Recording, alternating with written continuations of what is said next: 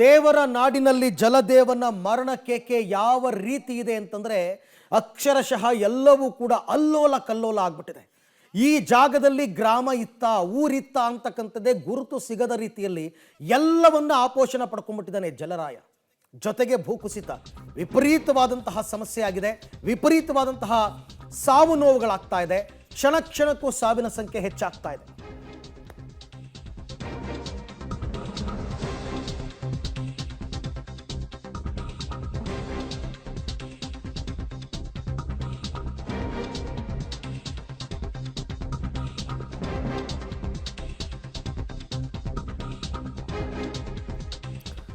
So ಕೇರಳದಲ್ಲಿ ಜಲದೇವನ ಮರಣಕ್ಕೆ ವಯನಾಡು ಭಾಗದಲ್ಲಿ ಡೆಡ್ಲಿ ಭೂಕುಸಿತಕ್ಕೆ ವಯನಾಡು ಅಲ್ಲೋಲ ಕಲ್ಲೋಲ ಆಗ್ಬಿಟ್ಟಿದೆ. ಕ್ಷಣ ಕ್ಷಣಕ್ಕೂ ಕೂಡ ಮೃತಪಟ್ಟವರ ಸಂಖ್ಯೆ ಏರಿಕೆ ಆಗ್ತಾನೇ ಇದೆ. ಈಗಾಗಲೇ ಅದು 136ಕ್ಕೆ ಬಂದು ನಿಂತಿದೆ. ಶತಕ ದಾಟ್ ಹೋಯ್ತು. 136 ಒಂದೊಂದೇ ಶವಗಳು ಸಿಗುತ್ತಾ ಈ ಸಾವಿನ ಸಂಖ್ಯೆ ನಂಬರ್ ಆ್ಯಡ್ ಆಗ್ತಾನೇ ಇದೆ, ಕಡಿಮೆ ಆಗ್ತಾನೆ ಇಲ್ಲ. 9 ಜನದಿಂದ ಶುರುವಾಗಿದ್ದು 8 ಜನ 9 ಜನ ಅಂತ ನಿನ್ನೆ ಶುರುವಾಗಿದ್ದು ಈಗ ಅದು 136ಕ್ಕೆ ಬಂದು ನಿಂತಿದೆ. ಇಲ್ಲಿ ತನಕ ಆ ಭಾಗದ 3,000 ಜನರನ್ನ ನಿರಾಶ್ರಿತರ ಕೇಂದ್ರಕ್ಕೆ ಶಿಫ್ಟ್ ಮಾಡಿದ್ದಾರೆ. ಅಂದರೆ ಇವರೆಲ್ಲರೂ ಕೂಡ ಈ ದುರ್ಘಟನೆಯಲ್ಲಿ ಬದುಕುಳಿದಿರ್ತಕ್ಕಂಥ ಜನ, ಅಕ್ಕಪಕ್ಕ ಮತ್ತು ಎತ್ತರದ ಪ್ರದೇಶದಲ್ಲಿ ಬದುಕಿದ್ದಂತಹ ಜನ 3,000 ಜನರನ್ನ ನಿರಾಶ್ರಿತರ ಕೇಂದ್ರಗಳಿಗೆ ರವಾನೆ ಮಾಡಿದ್ದಾರೆ. ಆಮೇಲೆ ಈ ಭೂಕುಸಿತದಲ್ಲಿ ಅಲ್ಲಲ್ಲಿ ಸಿಕ್ಕಾಕೊಂಡು ಪ್ರಾಣ ವೇದನೆಯಿಂದ ಒದ್ದಾಡ್ತಿದ್ರಲ್ಲ ಜನ, ಮಣ್ಣಿನಡಿ ಸಿಕ್ಕಾಕೊಂಡಿರೋದು, ಮರದ ಕೆಳಗಡೆ ಸಿಕ್ಕಾಕೊಂಡಿರೋರು, ಎಲ್ಲೆಲ್ಲೋ ಹೋಗಿ ಸ್ಟ್ರಕ್ ಆಗಿರೋಂಥವ್ರು 480 ಜನ. ಈ 480 ಜನರನ್ನ ಕೂಡ ರಕ್ಷಣೆ ಮಾಡಿದ್ದಾರೆ. 211 ಜನ ಇನ್ನೂ ನಾಪತ್ತೆ. ಯಾರ್ಯಾರು ಸಂಬಂಧಿಕರಿದ್ದಾರೋ ಅವ್ರು ಬಂದು ಮಾಹಿತಿ ಕೊಡ್ತಿರೋರ ಪ್ರಕಾರ ನಮ್ಮ ಕಡೆಯವರಿಲ್ಲ. ಎಲ್ಲಿ 211ಕ್ಕೆ ಹೋಗಿದೆ. ಈಗಾಗಲೇ ಸಾವಿನ ಸಂಖ್ಯೆ 136ಕ್ಕೆ ಏರಿಕೆ ಆಗಿದೆ. 211ಕ್ಕೂ ಹೆಚ್ಚು ಜನ, 211 ಜನ ಇನ್ನೂ ನಾಪತ್ತೆ. ಅಂದರೆ ಅವರು ಎಲ್ಲಿದ್ದಾರೆ ಅಂತ ಗೊತ್ತಿಲ್ಲ, ಅವರ ಶವಗಳು ಸಿಕ್ಕಿಲ್ಲ. ಪಾಪ ಅವ್ರು ಬದುಕಿರಲಿ, ಶವಗಳು ಸಿಗಬೇಕು ಅಂತ ಅಲ್ಲ ನಾ ಹೇಳ್ತಾ ಇರೋದು, ಅವ್ರು ಏನಾದರೂ ಅಂತಲೇ ಗೊತ್ತಾಗ್ತಿಲ್ಲ. ಯಾಕೆಂದರೆ ಮಣ್ಣಿನ ಅಡಿ ಇನ್ನೂ ಮನೆಗಳಿವೆ, ಮಣ್ಣಿನ ಅಡಿ ಇನ್ನೂ ಕೂಡ ಜನ ಸಿಕ್ಕಾಕೊಂಡಿದ್ದಾರೆ. ಅವರ ಸ್ಥಿತಿಗತಿಗಳು ಏನಾಗಿದೆ ಅಂತ ಗೊತ್ತಿಲ್ಲ. ಒಂದು ಕಡೆಯಿಂದ ರಕ್ಷಣಾ ಕಾರ್ಯ ನಡೀತಾ ಇದೆ.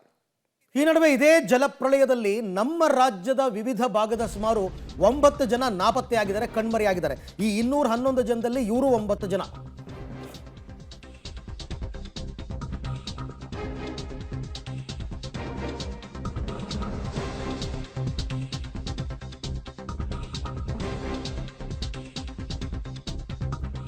ನೋಡಿ, ಜಲಪ್ರಳಯದಲ್ಲಿ ರಾಜ್ಯದ ವಿವಿಧ ಜಿಲ್ಲೆಯ 9 ಮಂದಿ ಕಣ್ಮರೆಯಾಗಿದ್ದಾರೆ. ಇನ್ನೂ ಕೂಡ ಅಂದರೆ ಸಾವಿನ ಸಂಖ್ಯೆ ಬೇರೆ, ಕಣ್ಮರೆಯಾಗಿರೋರು ಇವರೆಲ್ಲ ಕನ್ನಡಿಗರು. ಚೂರಲ್ಮಲೆಯ ಎಸ್ಟೇಟ್ ಕ್ವಾರ್ಟರ್ಸ್ನಲ್ಲಿ ಇವರೆಲ್ಲ ವಾಸವಾಗಿದ್ದರು. ಎಸ್ಟೇಟ್ ಕೆಲಸ ಮಾಡೋದಕ್ಕೆ ಕೂಲಿ ಕಾರ್ಮಿಕರಾಗಿ ಹೋಗಿದ್ದರು. ಜಲಪ್ರಳಯದಲ್ಲಿ ಸಂಪೂರ್ಣ ಕೊಚ್ಚೋಗಿದೆ ಈ ಎಸ್ಟೇಟ್ ಕ್ವಾರ್ಟರ್ಸ್. ಅಲ್ಲೇ ಇವರೆಲ್ಲ ವಾಸವಾಗಿದ್ದವರು. ಅವ್ರ ಹೆಸರುಗಳನ್ನ ಕೂಡ ನಾವು ಹೇಳ್ಬಿಡ್ತೀವಿ. 60 ವರ್ಷದ ಗುರುಮಲ್ಲಣ್ಣ ಅಂತ, 54 ವರ್ಷದ ಸಾವಿತ್ರಿ, 43 ವರ್ಷದ ಸಬಿತಾ, 50 ವರ್ಷದ ಶಿವಣ್ಣ, 39 ವರ್ಷದ ಅಪ್ಪಣ್ಣ, 13 ವರ್ಷದ ಅಶ್ವಿನ್, 11 ವರ್ಷದ ಜೀತು, 35 ವರ್ಷದ ದಿವ್ಯಾ ಮತ್ತು 48 ವರ್ಷದ ರತ್ನ. ಈ 9 ಜನರ ಬಗ್ಗೆ ವೇರ್ ಅಬೌಟ್ಸ್ ಗೊತ್ತಾಗ್ತಾ ಇಲ್ಲ. ಇವ್ರು ಎಲ್ಲಿದ್ದಾರೆ ಏನು ಎತ್ತ ಅಂತ. ಬಟ್ ಇವ್ರು ಎಲ್ಲಿದ್ದರು ಅವತ್ತು ನೈಟು, ಎಸ್ಟೇಟ್ನ ಕ್ವಾರ್ಟರ್ಸ್ ಕೊಟ್ಟಿರ್ತಾರಲ್ಲ ಎಸ್ಟೇಟ್ ಕೂಲಿ ಕಾರ್ಮಿಕರಿಗೆ, ಆ ಎಸ್ಟೇಟೇ ಕೊಚ್ಕೊಂಡು ಹೊಟ್ಟೋಗಿದೆ ಕಂಪ್ಲೀಟು, ಇನ್ಕ್ಲೂಡಿಂಗ್ ಆ ಕ್ವಾರ್ಟರ್ಸ್. ಅಲ್ಲಿ ಇಲ್ವೇ ಇಲ್ಲ, ಆ ಜಾಗದಲ್ಲಿ ಏನೂ ಇಲ್ವೇ ಇಲ್ಲ. ಇವರು ಇಲ್ಲ. ರಾತ್ರಿ ಮಲಗಿದ್ದವರು ಬೆಳಗ್ಗೆ ನಾಪತ್ತೆ. ಎಲ್ಲಿ ಹೋದರು, ಇವ್ರು ಏನಾಗಿದ್ದಾರೆ ಏನೂ ಗೊತ್ತಾಗ್ತಿಲ್ಲ. ಇವರೆಲ್ಲ ಕನ್ನಡಿಗರು. ನಾನು ಯಾವಾಗಲೂ ಹೇಳ್ತಿರ್ತೀನಿ, ಚಾಮರಾಜನಗರ ಮತ್ತು ಮಂಡ್ಯ ಭಾಗದ ಜನ ಕೂಲಿ ಕೆಲಸಕ್ಕೋಸ್ಕರ ತುಂಬ ಜನ ಅಲ್ಲಿ ಹೋಗ್ತಾರೆ, ಅಲ್ಲೇ ವಾಸ ಇರ್ತಾರೆ. ಆ ಜನ ಇವರೆಲ್ಲರೂ ಕೂಡ.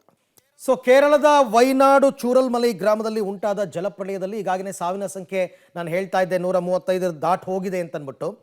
ಇನ್ನೂ ಕೂಡ ಸಾವಿನ ಪಟ್ಟಿ ಬೆಳೆಯುವ ಎಲ್ಲ ಸಾಧ್ಯತೆಗಳು ಇದೆ. ಯಾಕೆಂದರೆ 211 ಜನ ಇನ್ನೂ ನಾಪತ್ತೆಯಾಗಿದ್ದಾರೆ. ಈ ನಡುವೆ ದುರಂತದಲ್ಲಿ ಕನ್ನಡಿಗರ ಸಾವನ್ನಪ್ಪಿದ ಪಟ್ಟಿ ಬೆಳೀತಾ ಇದೆ.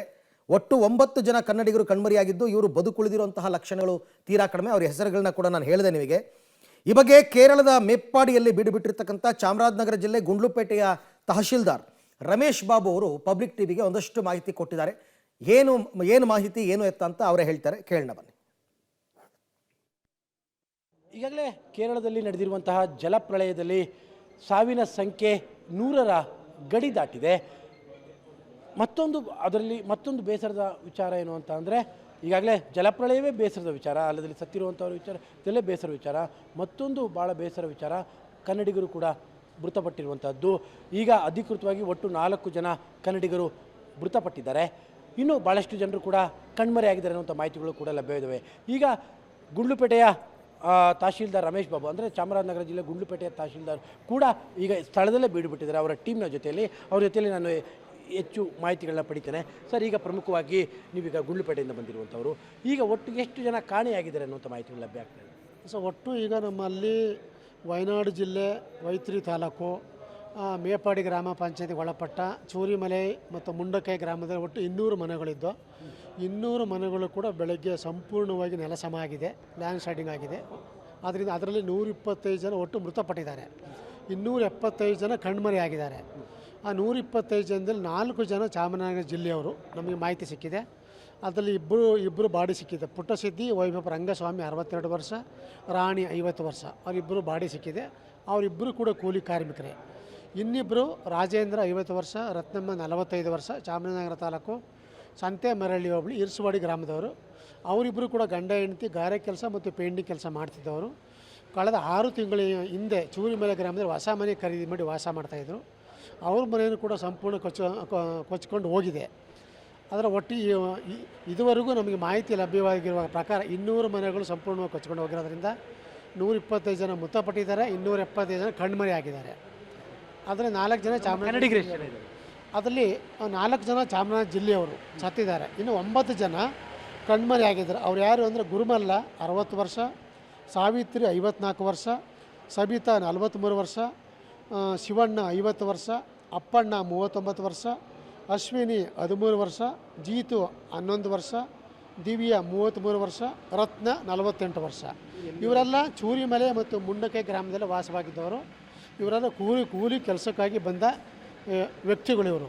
ಬಟ್ ಇದು ಏನಂದರೆ ಇಷ್ಟು 9 ಜನ ಕರ್ನಾಟಕದವರೇ, ಬಟ್ ಯಾವ ಜಿಲ್ಲೆಯವರು ಅಂತ ಮಾಹಿತಿ ಸಿಕ್ಕಿಲ್ಲ ನಮಗೆ. ನಿಮಗೆ ಕೇರಳ ಸ್ಟೇಟ್ ಅವ್ರು ಕೊಟ್ಟಿರುವ ನಮ್ಮ Kerala state hospital, Meppadi government hospital ಅವರು ಈ 9 ಜನ ಕರ್ನಾಟಕ ಜನ ಅಂತ ಮಾಹಿತಿ ಕೊಟ್ಟಿದ್ದಾರೆ.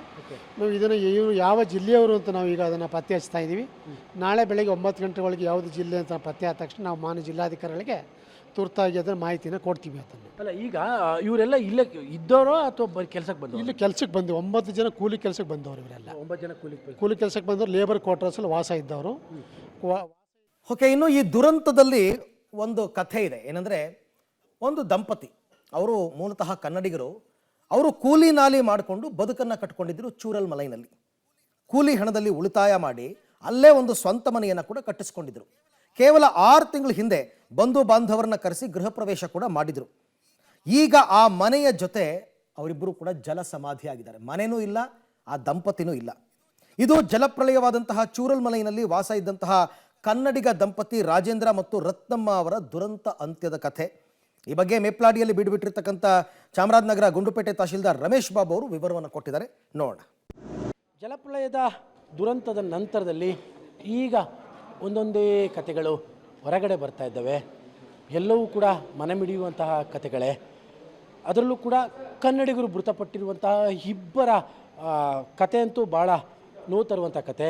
ಚಾಮರಾಜನಗರ ತಾಲೂಕಿನ ರಾಜೇಂದ್ರ 50 ವರ್ಷ, ರತ್ನಮ್ಮ 45 ವರ್ಷ. ಈ ದಂಪತಿಗಳಿಗೆ ಮಕ್ಕಳಿರಲಿಲ್ಲ.